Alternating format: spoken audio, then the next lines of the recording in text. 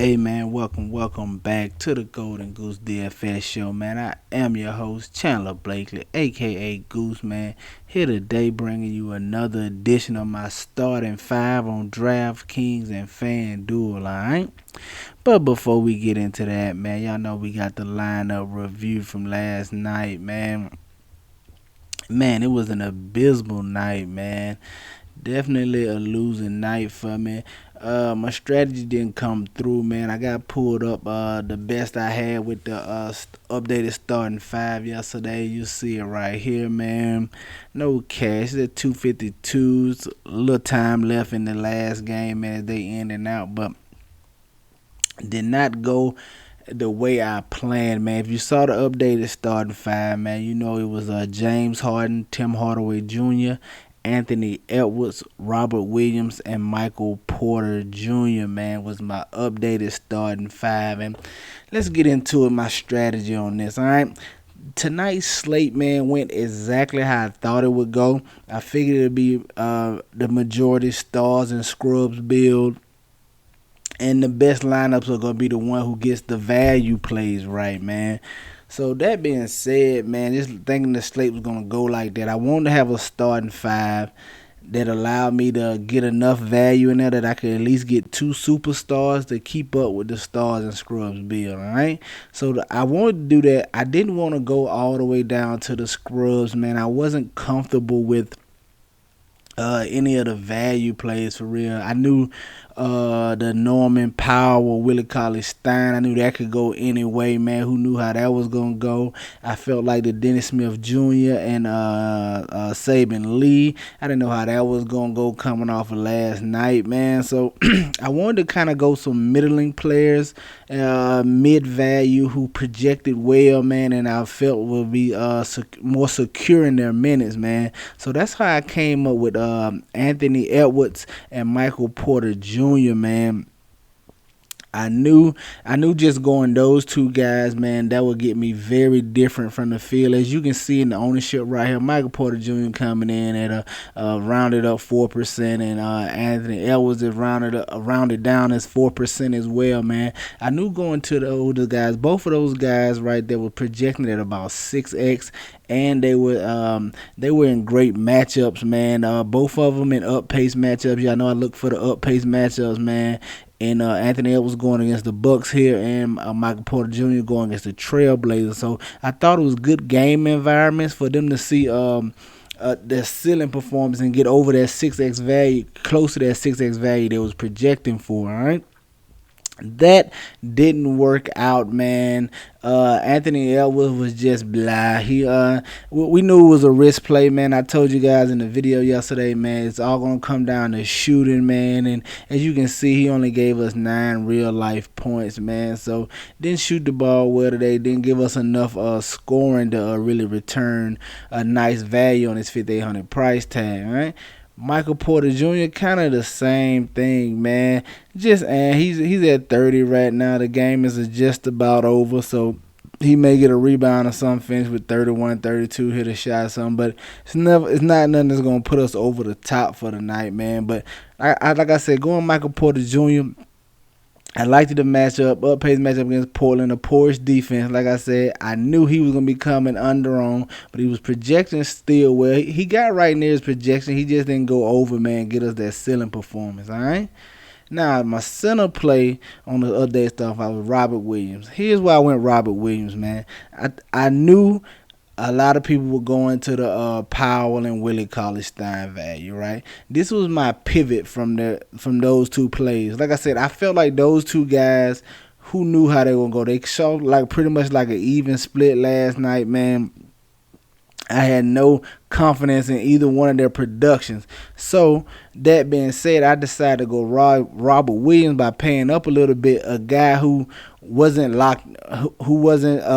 set to see any extra minutes. But with Robert Williams, I knew it didn't matter, man. Robert Williams had gave us almost 40 fantasy points in like 16 minutes of play, man. So I know he has the upside regardless of how many minutes he get.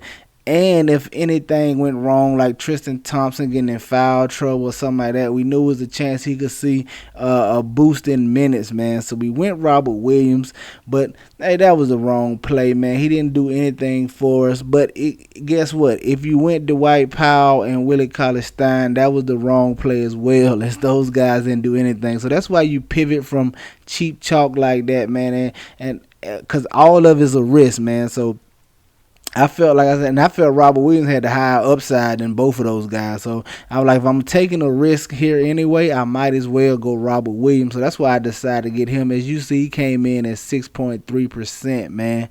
So with those three guys locked in, I felt like I had the meat of my starting five to be a little different.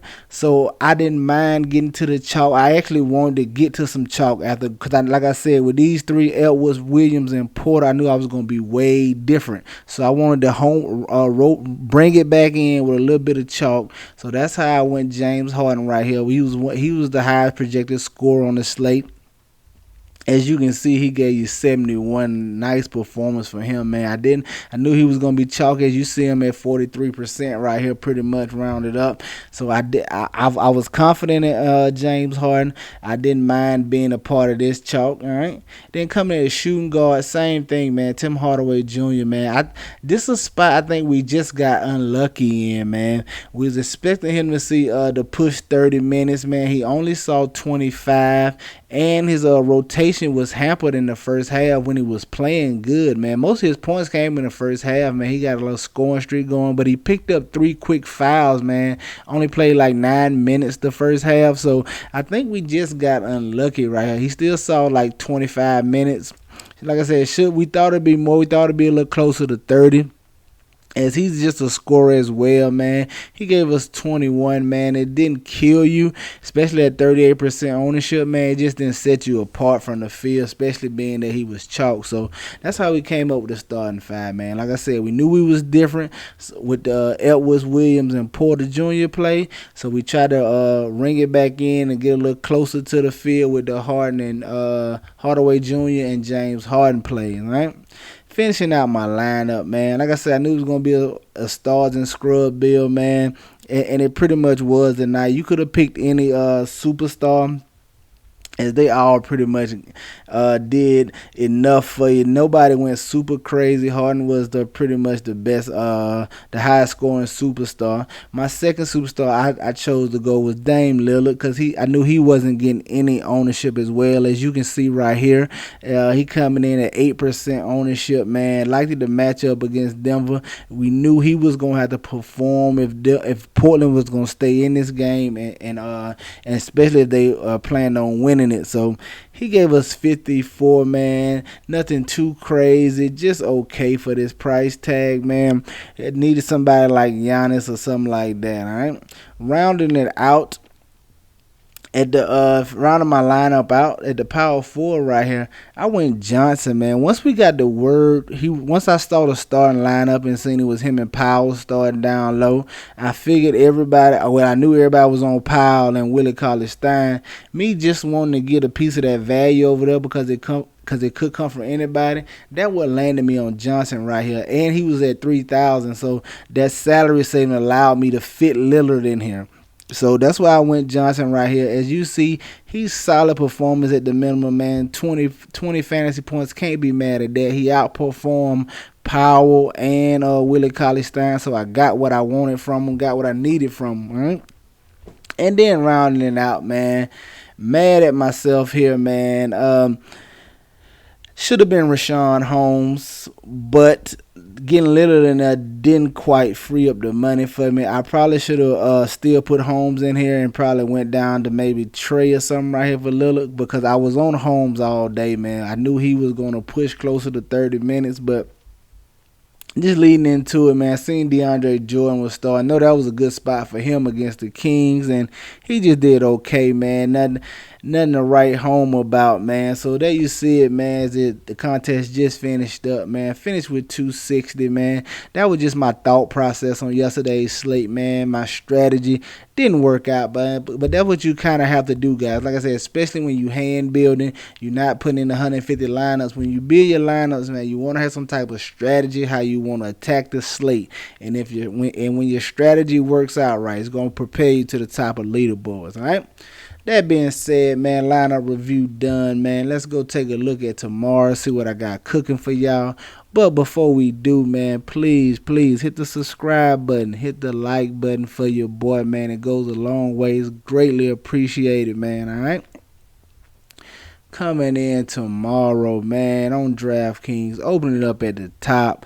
A play everybody's probably going to be on, but I don't mind, man. That guy DeJounte Murray, man. I'm going to be on him tomorrow unless the ownership gets too crazy, man. What you looking at tomorrow is going to be a short-handed Spurs team, man. You may get Aldridge back.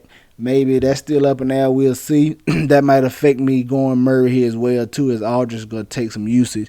But the Spurs are going to be short-handed, man. No DeMar DeRozan, no Keldon Johnson, man. A plethora of people out do the health and safety protocols, man.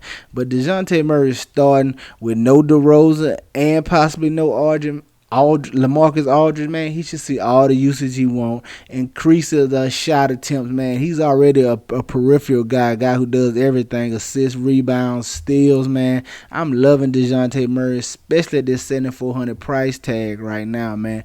Definitely got to keep eyes and ears out for the news tomorrow just to see. Like I said, Aldridge playing may affect my decision to go here a little bit. But stay tuned for the starting five tomorrow and catch the updated before lock, all right?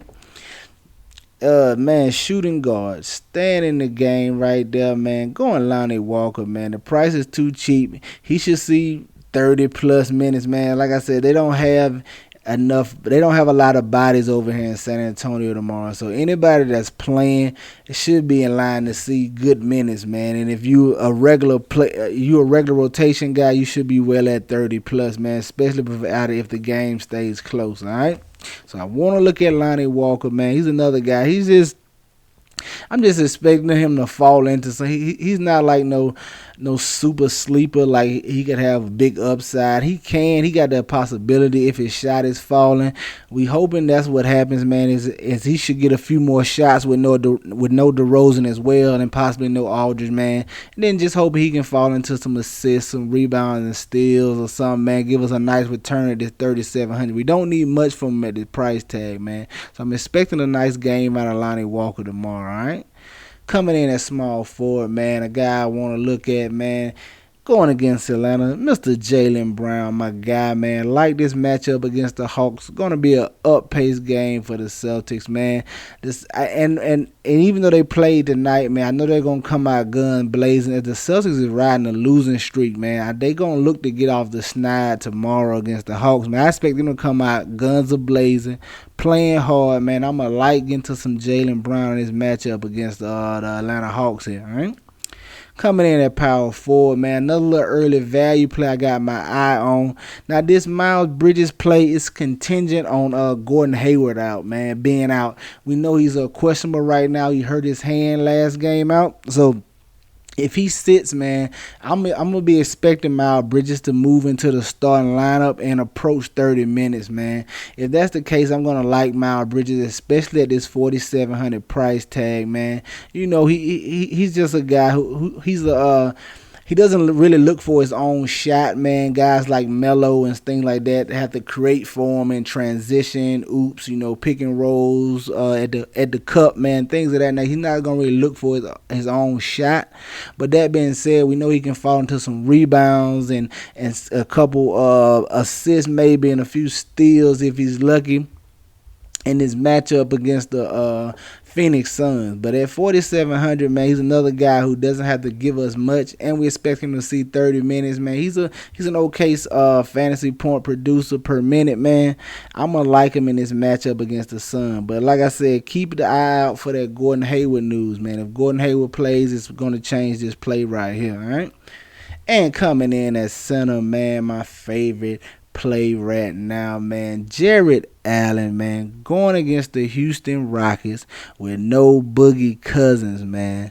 They're going to be starting PJ Tucker at center, and Jared Allen may have 20 plus rebounds tomorrow.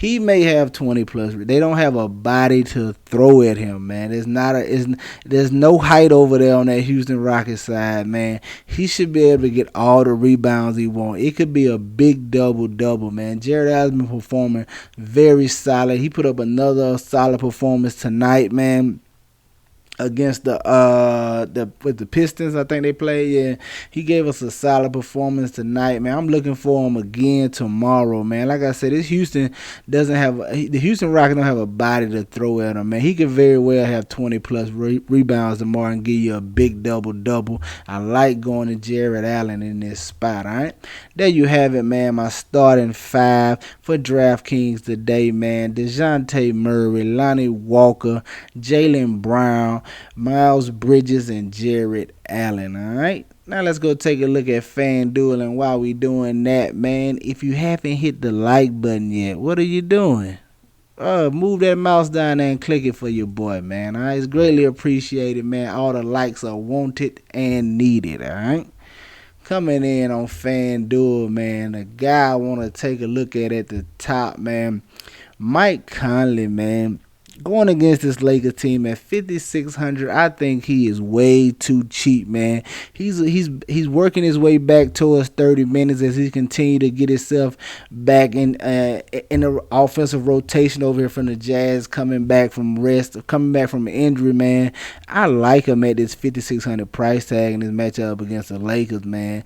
You talking about a guy who's averaging 32 fantasy points over here on a FanDuel, man. Just if he just get to his average alone, man, that's right there at 6x, man. And as his minutes continue to increase, if he gonna see, it's a good chance he sees 30 plus minutes in this matchup, provided that the game is close, man. And if that's the case, you definitely gonna want some Mike Conley, man. I want to have plenty of them tomorrow. All right, coming in at shooting guard right here, man, Shai Gilgeous-Alexander, man. I think he's too cheap over here on FanDuel at this 7,500 price tag, man. And I want to take advantage of this discount, man, going against the San Antonio Spurs here. You know he's the main guy, man. He sets the table over there for everybody to eat on OKC Thunder, man. I like him in this matchup, especially at this price tag. Coming in at small forward, man. Staying with Jaylen Brown in the matchup against the Hawks, man. Same rules apply over here on FanDuel as did for DraftKings. Up-paced matchup. You know he does a little bit of everything. I expect him to come out aggressive and really try to get a win to get off this losing streak, all right? And, I didn't put my power forward up there, man. My bad. Yeah, you get it right here, man. Coming in at power forward, man. The guy I want to go back to, man, is Jeremy Grant, man. He's solid, man. You know he's locked in at his minutes. He's just been giving okay performances. He's like in the mid 30s the last couple times out, man. But we know he has high 40s to 50 point upside, man. It's just on him to get it going. I like him in this matchup against the Pelicans. They definitely gonna need his size against Zion and down low against them boys for the Pelicans. I like him in this matchup, especially at this 7,400 price tag. All right. And rounding out at center, man, you see the guy I want to take advantage of, DeAndre Ayton, man. I think he's too cheap as well for this matchup in Charlotte, man. He should be able to have his way down low with Mr. Zeller down there, man. Hey, I like him. He gave us a solid performance last time out in about 20-something minutes as the Phoenix has just been blowing teams out, man. They've been cruising, man. But he still gave us a solid performance. And like I said, at like 25 minutes last game. Hopefully this game's a little closer and he can see 30 plus, man. And if that's the case, he should be able to give you a big return at 6,400 as well, all right? So there you have it, guys. My starting five on FanDuel right now: Mike Conley, Shai Gilgeous-Alexander, Jaylen Brown, Jeremy Grant, and DeAndre Ayton, man. Get you some exposure to these guys. Get them in your player pool, man. I'm going to have plenty of them, all right? Man, that's going to do it for me here tonight, man. This is the Golden Goose DFS show. Y'all know the motto, man. Chances make champions. Y'all green up tonight, all right? I see y'all tomorrow. Let's go.